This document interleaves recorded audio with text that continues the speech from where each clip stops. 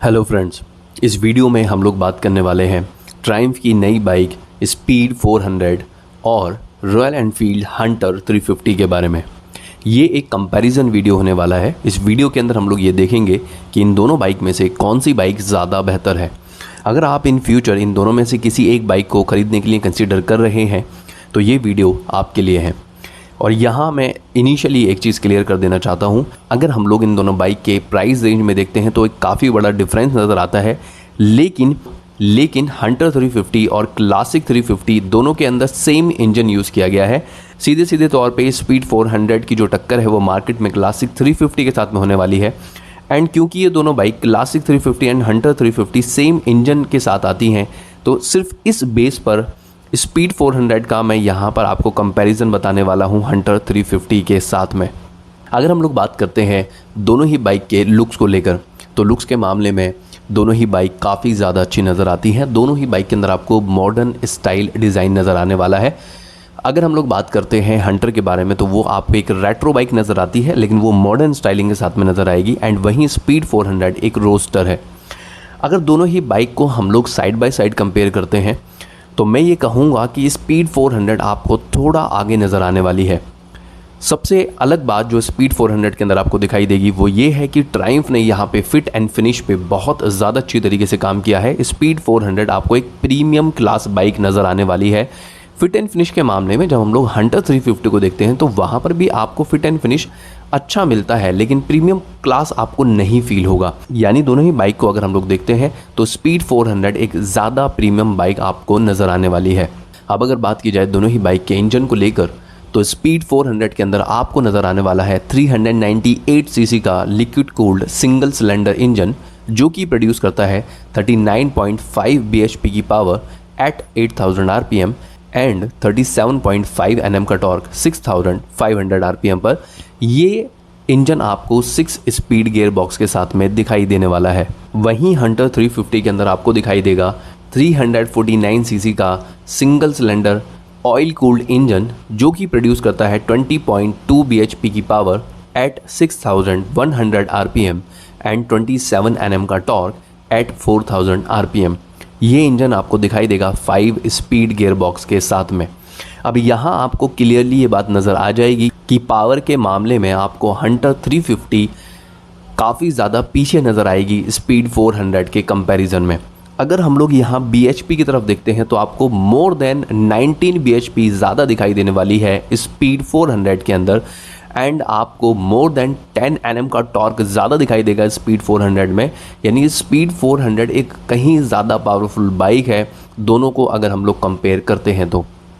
और मैं यहाँ एक बात बता देता हूँ कि ऐसा नहीं है कि ये पावर आपको सिर्फ नंबर पे दिखाई देने वाली है। अगर आप इन दोनों ही बाइक को टेस्ट राइड करते हैं शोरूम जाकर तो भी आप बहुत इजीली ये फील कर पाएंगे कि दोनों में अच्छा खासा डिफरेंस है पावर को लेकर, क्योंकि स्पीड 400 काफ़ी ज़्यादा पावरफुल बाइक है। अगर हम लोग bhp को देखें तो यहाँ तो ऑलमोस्ट आपको दुगने का ही फ़र्क नज़र आने वाला है। दोनों ही इंजन काफ़ी ज़्यादा स्मूथ परफॉर्म करते हैं। दोनों ही इंजन में आपको वाइब्रेशन बहुत ज़्यादा फील नहीं करने पड़ेंगे। लेकिन अगर हम लोग देखते ही हैं कि अगर दोनों में से किसी एक इंजन को चूज़ करना हो तो ट्रायम्फ स्पीड का जो इंजन है वो दोनों में से आपको ज़्यादा स्मूथ नज़र आने वाला है। मैं ये चीज़ बता देता हूँ कि आपको हंटर 350 के अंदर वाइब्रेशन फील करने पड़ेंगे।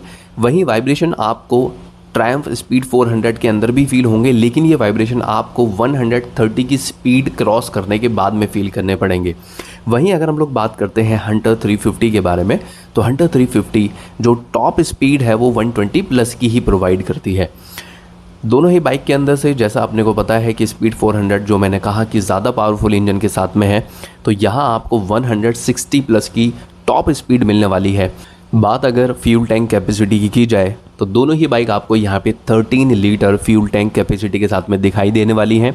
यहीं अगर हम लोग माइलेज की तरफ देखते हैं तो हंटर 350 आपको अराउंड 36 kmpl का माइलेज प्रोवाइड करेगी एंड ट्रायम्फ स्पीड 400 आपको अराउंड 33 kmpl का माइलेज देने वाली है। यानी माइलेज के मामले में आपको हंटर 350 थोड़ा सा आगे नज़र आएगी स्पीड 400 से। बात अगर दोनों ही बाइक के ग्राउंड क्लियरेंस के बारे में की जाए तो हंटर 350 के अंदर आपको दिखाई देने वाला है 150 mm का ग्राउंड क्लियरेंस।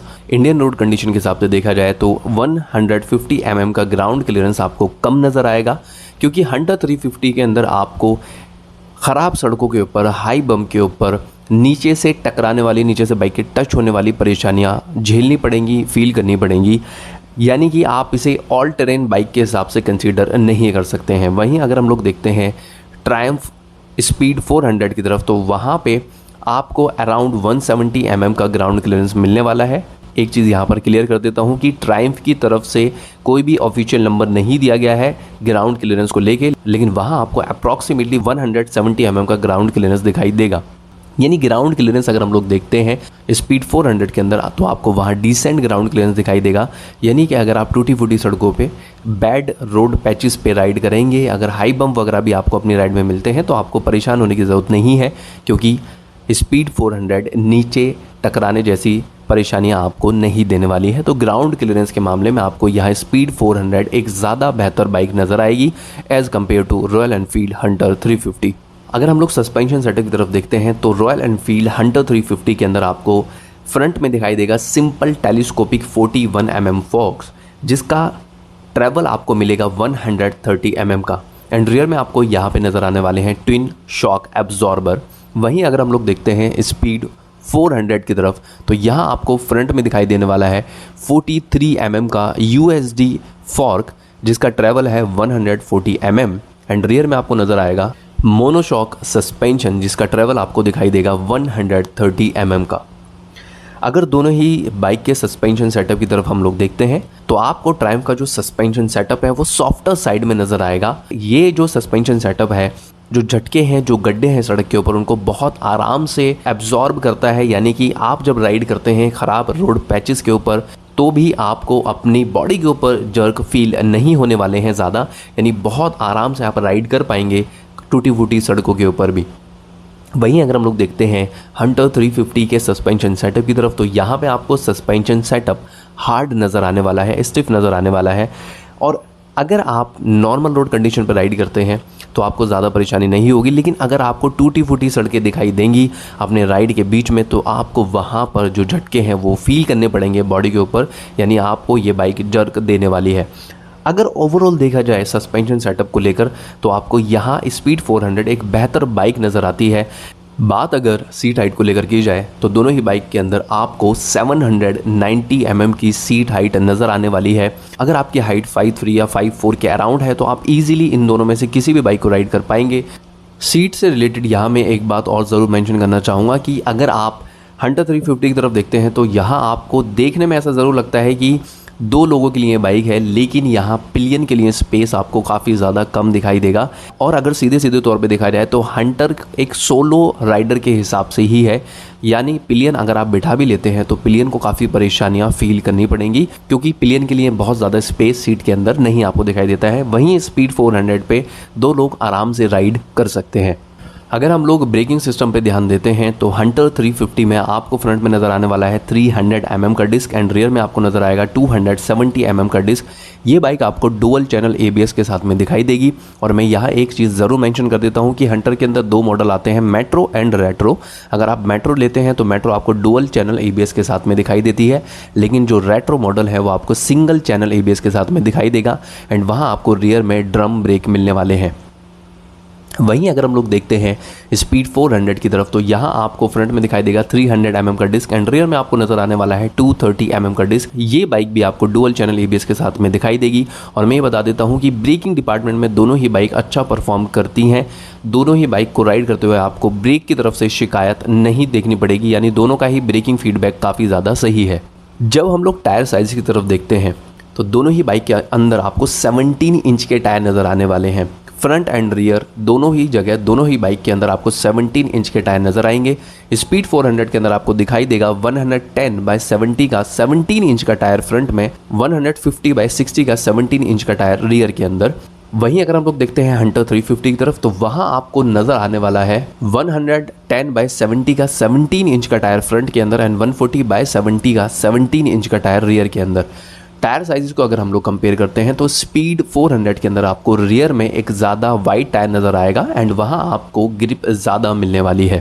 अगर बात इन दोनों बाइक के वेट की जाए तो आपको स्पीड 400 के अंदर दिखाई देने वाला है 176 किलोग्राम का वेट एंड हंटर 350 के अंदर आपको दिखाई देगा 181 किलोग्राम का वेट के मामले में मैं ये कहूँगा कि दोनों बाइक काफ़ी हद तक एक दूसरे के आसपास नज़र आती हैं, लेकिन यहाँ पर आपको 5 किलोग्राम ज़्यादा हैवियर दिखाई देगी हंटर 350। और मैं एक चीज़ और मेंशन कर देता हूँ कि हंटर 350 सबसे लाइट रॉयल एनफील्ड है अभी तक की, लेकिन फिर भी मैं ये कहूँगा कि ये बाइक थोड़ा सा हैवियर साइड पर आपको नज़र आने वाली है। अब बात करते हैं इन दोनों ही बाइक के एक्स शोरूम प्राइजेस को लेकर। ट्रायम्फ ने स्पीड 400 को लॉन्च किया है 2.33 लाख रुपीज़ यानी 2,33,000 एक्स शोरूम प्राइजेस मैंने आपको यहाँ पर बताए हैं। वहीं अगर हम लोग देखते हैं हंटर 350 के बेस वेरिएंट को, जो कि डुअल चैनल एबीएस के साथ में आता है, मैं उसके प्राइजेस आपको बता रहा हूँ। यहाँ पे जो रेट्रो हंटर्स हैं उसके प्राइजेस मैं आपको नहीं बता रहा हूँ क्योंकि वो सिंगल चैनल एबीएस के साथ में आती हैं। तो यहाँ पे जो मेट्रो हंटर है उसका जो बेस वेरिएंट है उसके स्टार्टिंग प्राइस होने वाले हैं राउंड फिगर में 1.70 लाख रुपीज़, 1,69,656 रुपये आपको पे करने पड़ेंगे। वहीं अगर हम लोग इसके टॉप मॉडल की तरफ देखते हैं तो टॉप मॉडल के जो एक्स शोरूम प्राइजेस हैं वो हैं 1.75 लाख रुपीज़ एक्स शोरूम, ये राउंड फिगर में मैंने आपको बताया है 1,74,655 रुपये। अगर हम लोग इन दोनों बाइक के प्राइजेस की तरफ देखते हैं तो आपको सीधे सीधे तौर पर मोर देन 58,000 रुपीज़ का डिफरेंस दिखाई देने वाला है दोनों ही बाइक के अंदर। तो ये एक ह्यूज डिफरेंस है दोनों ही बाइक के एक्स शोरूम प्राइजेस के बीच में। अब बात कर लेते हैं इस वीडियो के कंक्लूजन के बारे में कि आपको कौन सी बाइक लेनी चाहिए। अगर आपको एक प्रीमियम लुकिंग बाइक चाहिए जो ज़्यादा पावरफुल हो, एक स्मूथ इंजन के साथ में आने वाली बाइक जिसके अंदर आपको ग्राउंड क्लियरेंस बेटर मिले, जिसके अंदर आपको सस्पेंशन सेटअप अच्छा मिले, यानी कि जो आपका ओवरऑल राइडिंग एक्सपीरियंस है वो काफ़ी ज़्यादा अच्छा रहे, तो मैं ये कहूँगा सीधे सीधे तौर पे कि ट्रायम्फ स्पीड 400 आपके लिए हो सकती है। लेकिन अगर आपको एक बजट के हिसाब से बाइक चाहिए और पावर आपके लिए बहुत ज़्यादा मेजर कंसर्न नहीं है एंड बाइक से आप बहुत ज़्यादा टूर भी नहीं करने वाले हैं, आपको मोस्टली जो बाइक है वो सिटी के अंदर राइड करनी है, हार्ड सस्पेंशन सेटअप आपके लिए बहुत ज़्यादा परेशानी की वजह नहीं है, तो फिर मैं कहूँगा कि हंटर 350 आपके लिए हो सकती है। मैं ये बता देता हूँ कि ओवरऑल अगर दोनों ही बाइक के राइडिंग एक्सपीरियंस को हम लोग देखें तो स्पीड 400 के अंदर आपको राइडिंग एक्सपीरियंस ज़्यादा प्लेजरेबल फील होगा, यानी स्पीड 400 एक ज़्यादा स्मूथ मशीन है ओवरऑल अगर हम लोग देखते हैं हंटर 350 के कंपेयर में। यहाँ मैं एक सलाह और दूंगा कि अगर आप इन दोनों में से किसी भी बाइक को परचेज़ करने के लिए कंसिडर करते हैं तो एक बार इनको टेस्ट राइड करके ज़रूर देखें। फिलहाल ये जो वीडियो है इस वीडियो के अंदर सिर्फ इतना ही। मिलते हैं नेक्स्ट वीडियो के अंदर किसी और चीज़ के बारे में बात करते हुए।